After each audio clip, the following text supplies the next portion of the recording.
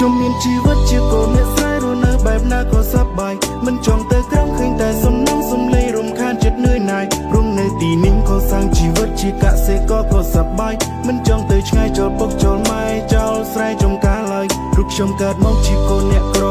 រឿងលុយគឺសំខាន់មិត្តភ័ក្តិស្និទ្ធស្នាលមាន2 3នាក់រាប់អានគ្នារាប់ឆ្នាំសុំលេខបំពេញក៏មិនល្អក្អែលកាន់ក៏ស្រឡាញ់មានមួយកុំភ្លេចតែដើរអួតគេរាប់ខែរាប់ឆ្នាំជាមួយមិត្តភ័ក្តិដែលលេង2នាក់ឲ្យតែពេលដែលទំនេររៀនមិនបានខ្ពង់ត្រឹមទី12ប្រឡងបាក់ដប់ក៏ជាប់ដែរមិនចង់ធ្វើការខ្ញុំចង់រកស៊ីបំបីគុំនិតគ្រប់វេលាប៉ុន្តែគេថារូបខ្ញុំរៀនចប់បែរជាដើរពីលីយ៉ាងណាមិនឯងត្រឹមពីសំដីរូបខ្ញុំក៏ចង់ជោគជ័យដែរចង់មានលុយចាយចង់ស្គាល់ដុល្លារចង់មានវេលាជួយពុកម៉ែពាក្យលើកទឹកចិត្តបណ្ដុះគំនិតចង់មានជីវិតដែលដូចគេមិនចង់លំបាកដោយកាលពីមុនលើផ្លូវជីវិតដែលពួកយើងឆ្លងធ្វើយ៉ាងណាគួរធ្វើបែបណាពេលខ្លាំងហត់ទៅលេងចង់ទៅមុខមិនចង់ទៅវិញអារម្មណ៍កាទុកព្រោះតែគេថាក៏ចង់ជោគជ័យខំប្រឹងកែច្នៃបណ្ដុះគំនិតឆ្ពោះទៅរកក្តីស្រមៃខ្លួនយើងជាយើងខំប្រឹងធ្វើទៅមិនអត់ប្រយោជន៍នោះទេថ្ងៃមួយមកដល់វានឹងហត់ផលចេញផ្លែចេញផ្កាដូចឯងដូចគេចេះតែគិតមិនដឹងពេលណានោះទេ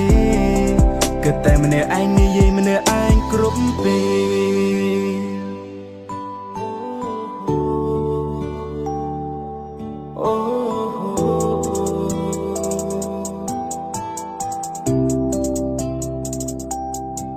ជីវិតសប្បាយមិនចង់ឃ្លាតឆ្ងាយមិនចង់រស់នៅកាតុកចង់នៅស្រណុកមានតាំងពីក្មេងតើគួរធ្វើយ៉ាងណាទៅតើគួរធ្វើបែបណាទៅចង់មានជីវិតមួយដែលមានអ្វីគ្រប់យ៉ាងជីវិតលំបាកមិនងាយស្រួលដូចជាក្នុងរឿងកុនទេខំប្រឹងរាល់ថ្ងៃមិនហ៊ានបងអងព្រោះខ្លាចតែដើមមិនតន់គេនៅត្រង់នោះយើងនៅត្រង់ណាសួរខ្លួនឯងក្រុមពេលបើសិនបន្តនៅតែបែបនេះតើអាចតន់គេទេ